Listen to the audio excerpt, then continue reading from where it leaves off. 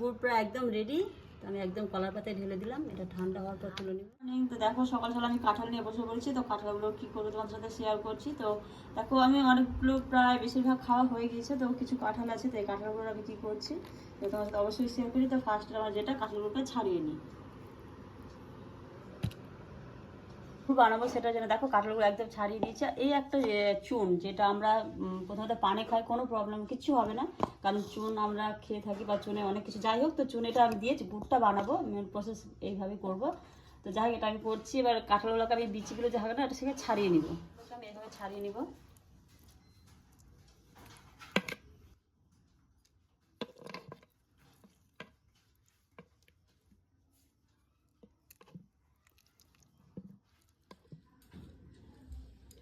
আমি দেখো ছাড়িয়ে যাচ্ছি, অনেকগুলোই করতে হবে, কারণ গুড়টা একটু যতটা বেশি করবো ততটা হয়। বাইরে তো প্রচুর কাঁঠাল, তো কাঁঠাল খাওয়া হয়, আমার খুব ভালো লাগে, আমি আমার ছেলে দুজনেই খাই। তো সেরকমভাবে কাঁঠালটা আবার বেশি খাওয়া যায় না প্রয়োজনের তুলনায়, কারণ অনেক সমস্যা হতে পারে। তো যাই হোক, আমার পাকা কাঁঠাল এটা যতটা মেখে নেবো ততটা রস বেরোবে, কারণ আমার রসের প্রয়োজন। আর এই হচ্ছে আমার খাওয়ার চুন, যেটা দিয়ে আমি গুড়টা বানাবো।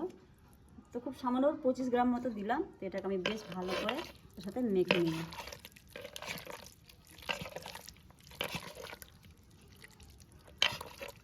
মাখা মাত্র একটা গরম গরম ভাব বেরোচ্ছে, কারণ চুনের সাথে কিছু একটা পুরো হাতটা আমার গরম হয়ে গেছে। দেখো রস বেরোতে আরম্ভ করেছে। তো এটাকে আমি না ভালো করে মেখে 10 মিনিটের জন্য রেখে দেবো। এটা আমি প্রায় 30 মিনিটের মতো রেখে দেবো, তারপর তোমার সাথে আবার আসছি। তো আমার প্রায় 20 মিনিট হয়েছে, আমি বেশিক্ষণ রাখলাম না। তো এটাকে আমি রসটাকে এইভাবে বের করে নেব।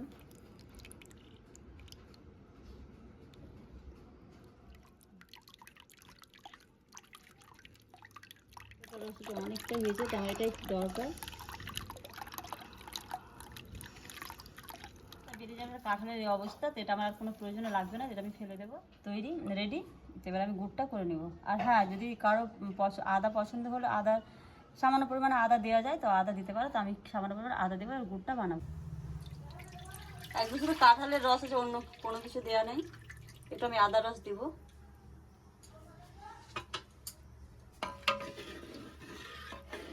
এই আঁচটা না প্রচুর আস্তে আস্তে দিতে হবে, কারণ বেশি আবার দিলে হয়তো তলাটা লেগে যেতে পারে। তো আমি এটা আস্তে আস্তে করবো। তো দেখো চারদিকটা একদম আস্তে আস্তে আরম্ভ হয়েছে। তো গুড়ের কালার নিতে আরম্ভ হয়ে গেছে। তো দেখো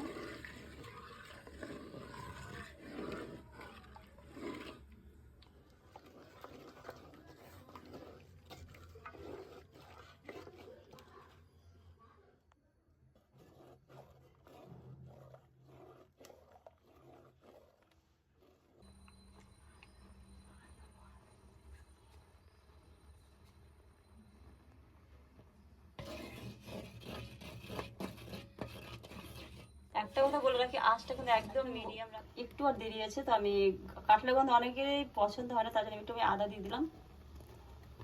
আমার একদম গুড় তৈরি, একদম ঝোলা গুড় পাতলা। তো এটাকে তোমরা স্টোর করে রাখতে পারো কোনো কাচের বয়মে, ফ্রিজে রেখে 7 দিন খাওয়া যেতে পারে। তো আমি এটাকে তোমাদের এখন বেশ গরম আছে, ঠান্ডা হলে আমি তোমাদের দেখাচ্ছি। তো আমার একদম গুড় রেডি, পুরো একদম রেডি। তো আমি একদম কলার পাতায় ঢেলে দিলাম, এটা ঠান্ডা হওয়ার পর তুলে নেব।